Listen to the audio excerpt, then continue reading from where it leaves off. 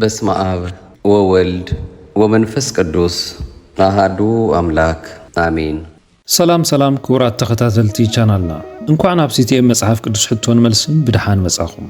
ንሎሚ ብዛዕባ ህይወት፣ ዕቤት፣ ጥበብ፣ ኣገልግሎትን ንጉስ ሰሎሞን ኣመልኪቱ ዝተዳለወ 25 ፍሉያት ሕቶታትን መልስታትን ሒዝናልኩም መጺና ኣለና። ክሳብ መወዳእታ ምሳና ጽንሑ። ቅድሚ ምጅማርኩም ግና ሰብስክራይብ ዘይገበርኩም ነዛ ቪድዮ ሰብስክራይብ ብምግባር ስድራቤትና ክትኮኑ ተዓዲምኩም ኣለኹ። ላይክ እውን ግበሩ። ነዛ ቪድዮ እንትፈቲኹማ ድማ ንኻልኦት ሼር ግበሩዋ። ካብ 25 ክንደይ ከም ዝመለስኩም ኣብ ኮመንት ክትጽሕፉልና ንሓትት። ሰናይ ምክትታል። ንጉስ ሰሎሞን ወዲ መን እዩ ነይሩ?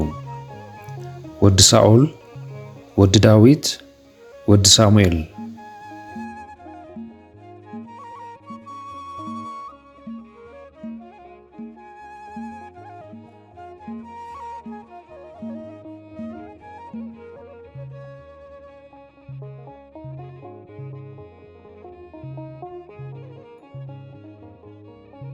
መልሱ ወዲ ዳዊት እዩ።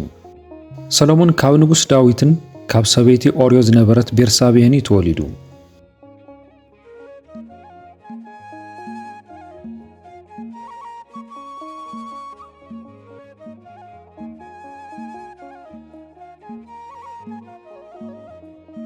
ሰሎሞን ዝብል ስም ትርጉሙ እንታይ ማለት እዩ? ሰላማዊ፣ ሓያል፣ ምእዙዝ።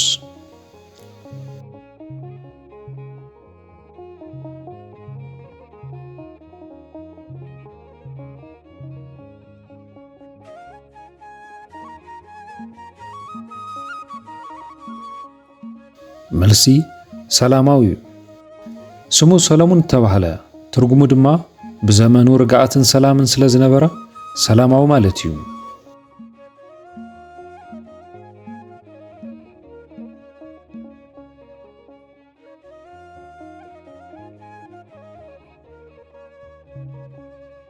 እግዚአብሔር ንሰሎሞን ብነቢይ ናታን ኣቢሉ እንታይ ዝብል ፍሉይ ስም ኣውፅአሉ? አማኑኤል፣ ይዲድያ፣ ፌሊክስ።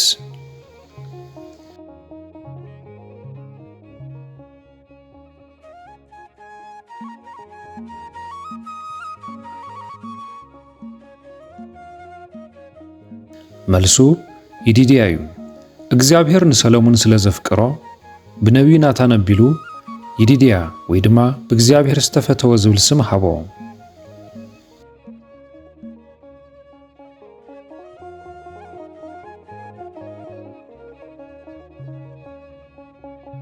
ንጉስ ሰሎሞን ካብ ኣየናይ ነገድ እስራኤል እዩ ነይሩ? ሌዊ፣ ብንያም፣ ይሁዳ?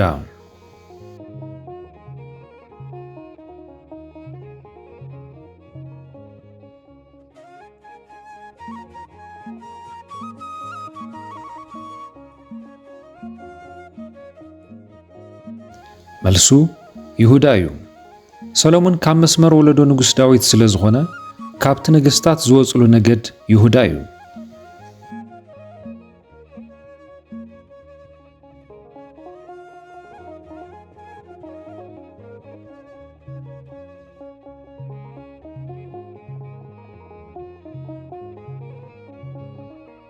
ኣዲኡ ንጉስ ሰሎሞን መን ትበሃል? ሃና፣ ቤርሳቤህ፣ ሚካል?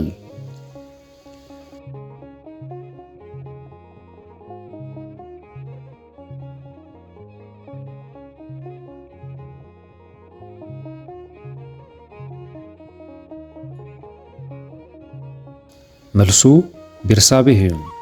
ቤርሳቤህ ኣደ ሰሎሞን ክትከውን ከላ ንጉስ ዳዊት ንሰሎሞን ከንግሶ ቃል ከም ዝኣተወላ መጽሓፍ ቅዱስ ይገልጽ።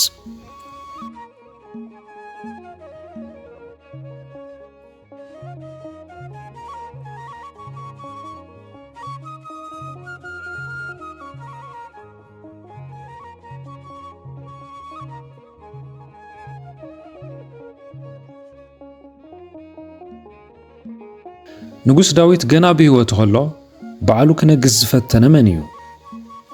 አቤሴሎም፣ አዶንያስ፣ ሰሎሞን?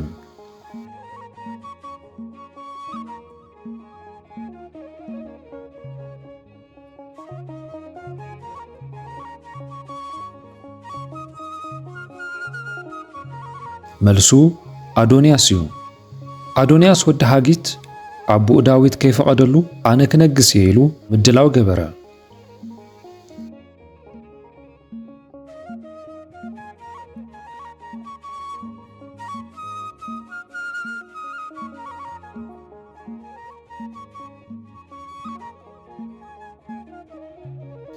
ሰሎሞን ንጉስ ኮይኑ ክቕባእ ከሎ ኣበየናይ ቦታ እዩ ዝተቐብአ? ጊዮን፣ ኬብሮን፣ ቤትልሔም?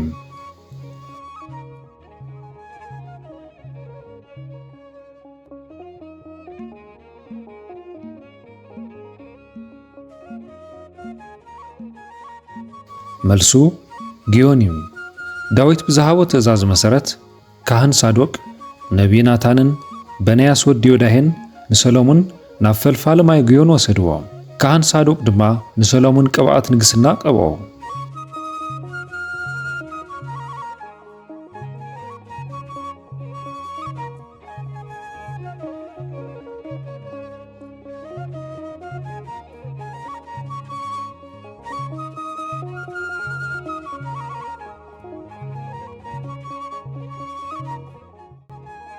እግዚአብሔር ንሰሎሞን ኣብ ጊብዖን ብሕልሚ ተገሊጹ እንታይ ክህበካ ትደሊ ምስ በሎ ንሱ እንታይ ሓተተ? ሃብትን ክብረትን፣ ምስፋሕ እስራኤል፣ ምስተውዓሊ ልቢ።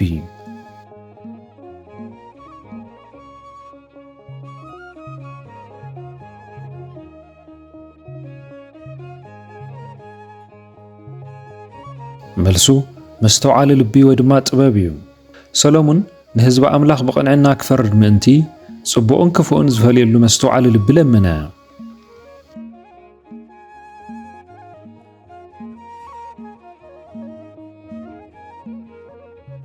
እግዚአብሔር ብሰንኪት ሰሎሞን ዝሓተቶ ሕቶ ጥበብ ተሓጒሱ ተወሳኺ እንታይ ሃቦ? ምስፋሕ እስራኤል፣ ሃብትን ክብረትን፣ ዓብዪ ሰራዊት።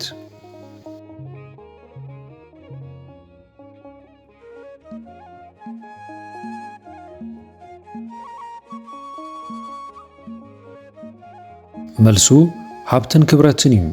እግዚአብሔር በትልማንኡ ተሓጒሱ ጥበብ ጥራይ ዘይኮነስ ዘይለመኖ ዓብዪ ሃብትን ክብረትን እውን ወሰኸሉ።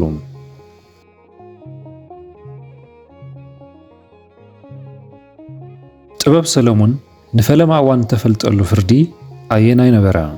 ክልተ መንዝራታት፣ ምክፍፋል ፍርዲ መሬት፣ ፍርዲ ስርቂ።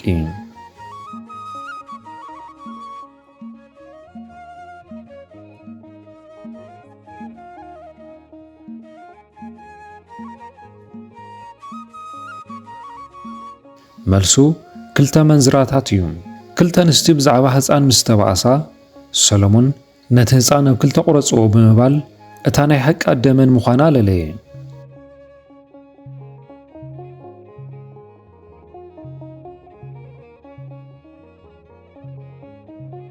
ሰሎሞን ክንደይ ምስላታትን መዛሙርትን ከም ዝደረሰ መጽሓፍ ቅዱስ ይነግረና።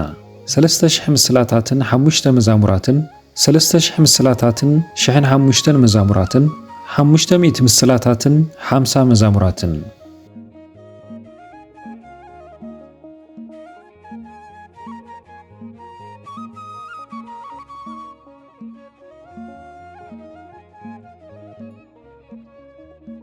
መልሱ 3000 ምስላታትን 1500 መዛሙራትን እዩ።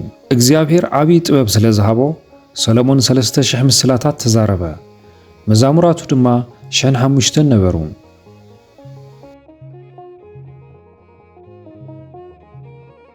ንጉስ ሰሎሞን ንቤተ መቕደስ እግዚአብሔር ካህንጽ ዝጀመረሉ መዓዝ ነበረ? ኣብ መበል 480 ዓመት፣ ኣብ መበል 20 ዓመት፣ ኣብ መበል 50 ዓመት።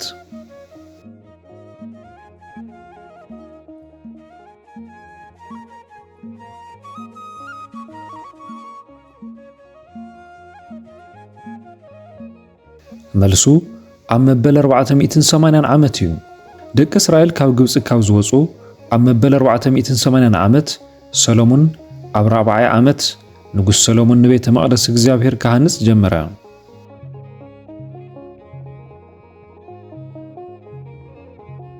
ሰሎሞን ንቤተ መቕደስ እግዚአብሔር ካህንጽ ክንደይ ዓመታት ወሰደሉ? 7 ዓመት 13 ዓመት 40 ዓመት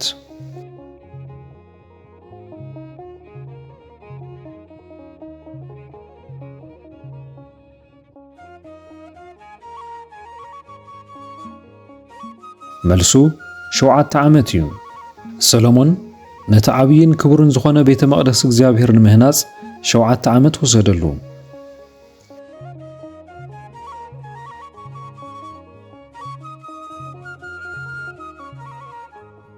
ሰሎሞን ንናይ ገዛ ርእሱ ቤተ መንግስቲ ክሃንጽ ክንደይ ዓመት ወሰደሉ?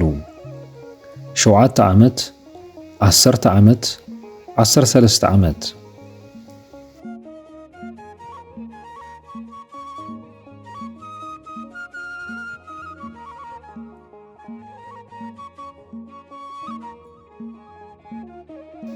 መልሱ 13 ዓመት እዩ። ሰሎሞን ንናይ ገዛ ርእሱ ንጉሳዊ ቤተ መንግስቲ ንምስራሕ 13 ዓመት ሕለፈ።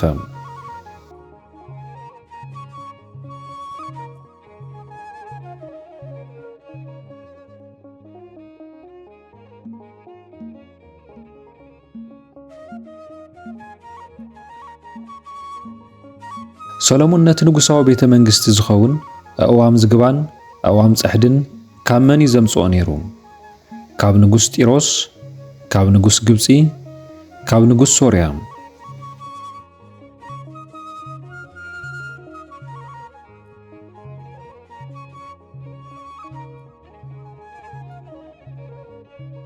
መልሱ ካብ ኪራም ንጉስ ጢሮስ እዩ። ኪራም ንጉስ ጢሮስ ፈታዊ ዳዊት ስለ ዝነበረ ንሰሎሞን ዝኸውን ኣእዋም ሊባኖስ ብባሕሪ ሰደደሉ።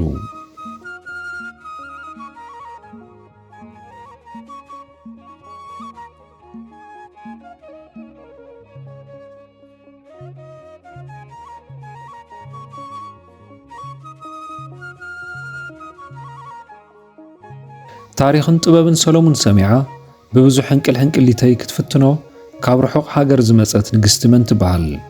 ንግስቲ ኤልዛቤል፣ ንግስቲ ሳባ፣ ንግስቲ ኣስቴር።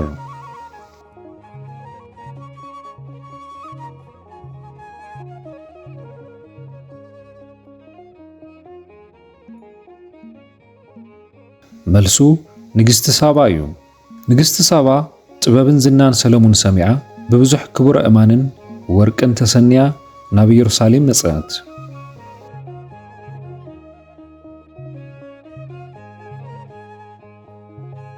ንጉስ ሰሎሞን ክንደይ ኣንስትን ክንደይ ኣንስቲ ወሰንን ነበርኦ? 100 ኣንስትን 50 ኣንስቲ ወሰንን 700 ኣንስትን 300 ኣንስቲ ወሰንን 300 ኣንስትን 700 ኣንስቲ ወሰንን።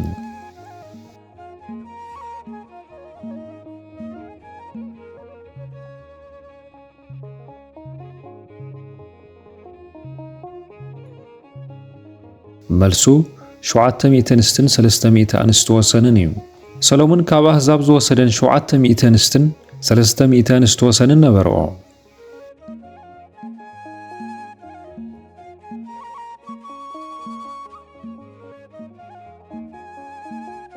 ልቢ ሰሎሞን ካብ እግዚአብሔር ኣምላኹ ክርሕቕን ናብ ካልኦት ኣማልኽቲ ክጽጋዕን ዝገበሮ እንታይ እዩ? ፍርሒ ጸላእቱ፣ ጓኖት ኣንስቱ፣ ስእነት ሃብቱ።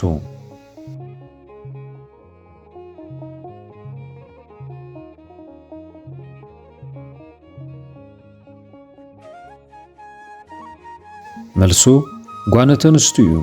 ሰሎሞን ምስ ኣረገ ኣንስቲ ልቡ ናብ ካልኦት ኣማልኽቲ ከዘንብል ገበርኦ። ልቡ ድማ ከም ልቢ ኣቦኡ ዳዊት ፍጹም ኣይኮነን ይብል።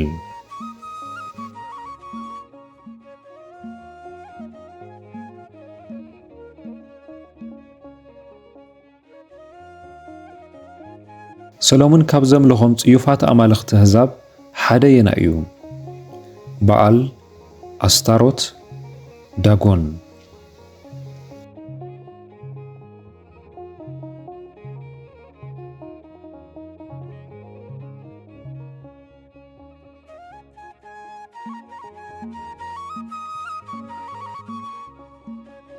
መልሱ ኣስታሮት ወይ ድማ ኣምላኽ ሲዶናውያን እዩ። ሰሎሞን ደድሕሪ ኣስታሮት ኣምላኽ ሲዶናውያንን ደድሕሪ ሚልኮም ጽዩፍ ኣምላኽ ኣሞናውያንን ሰዓበ።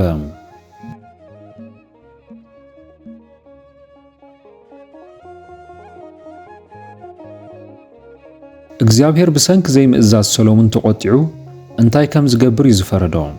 ብፈረሰኛታት ከም ዘጥፍኦም፣ መንግስቱ ካብኡ ከም እትምቀል፣ ብሕማም ከም ዝመውት።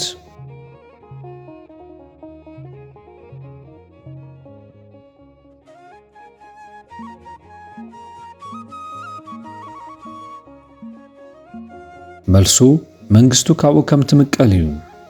ኣምላኽ ነታ መንግስቲ ካባኻ መቒለ ንሓሽከርካ ክህባ እየ፣ ስለ ዳዊት ኣቦኻ ግና ብዘመንካ ይገብሮን እየ በሎ።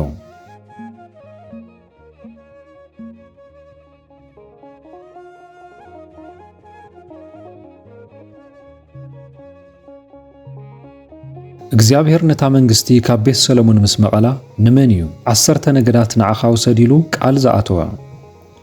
ንሮብዓም፣ ንኢዮርብዓም፣ ንኢዮአብ።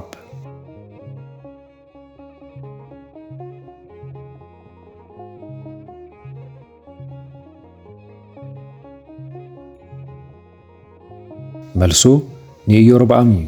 ነቢዩ አኪያ ነቲ ሓድሽ ዓለባ ኣብ 10 ተኽሊ ተቐዲዱ ንኢዮርብዓም ወዲ ናባት 10 ቁራጽ ውሰድ፣ ኣምላኽ 10 ነገዳት ክህበካ እዩ በሎ።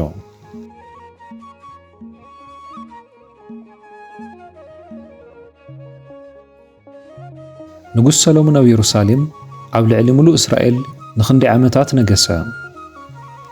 20 ዓመት፣ 40 ዓመት፣ 50 ዓመት።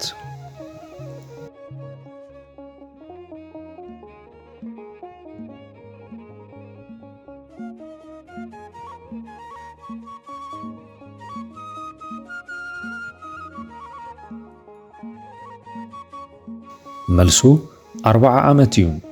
ሰሎሞን ኣብ ኢየሩሳሌም ኮይኑ ኣብ ልዕሊ ኩሉ እስራኤል ዝነገሰሉ ዘመን 40 ዓመት እዩ።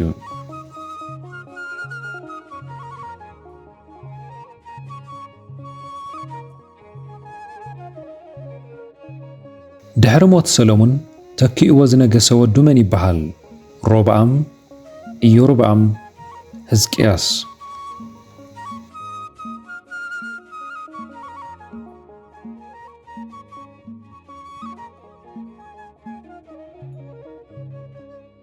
መልሱ ሮብዓም እዩ። ሰሎሞን ምስ ኣቦታቱ ምስ ዓረፈ ወዲ ሮብዓም ኣብ ክንድኡ ነገሰ። እታ መንግስቲ ድማ ኣብ ዘመኑ ተመቕለት።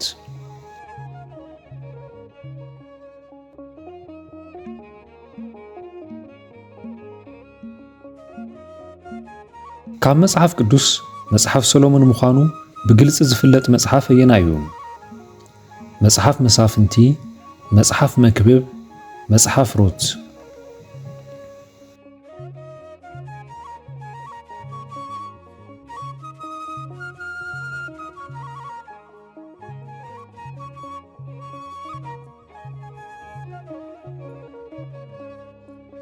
መልሱ መጽሓፍ መክብብ እዩ። መጽሓፍ መክብብ እዚ ኣብ ኢየሩሳሌም ነጊሱ ናይ ዝነበረ ሰባኺ ወዲ ዳዊት ቃል እዩ ብምባል እዩ ዝጅምር። እዚ ድማ ሰሎሞን እዩ።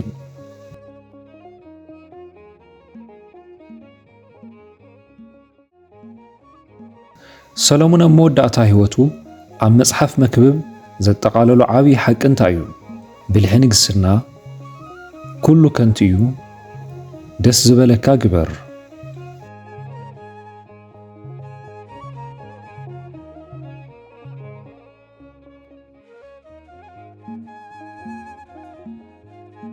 መልሱ ኩሉ ከንቱ እዩ። ሰሎሞን ኩሉ ምድራዊ ነገር ምስ ፈተነ ኩሉ ከንቱ ከም ዝኾነን መደምደምታ እቲ ነገር ድማ ንእግዚአብሔር ፍራሕ፣ ትእዛዛቱ ድማ ሓሉ፣ እዚ እዩ እቲ ንሰብ ዝግብኦ ኢሉ ጸሓፈ።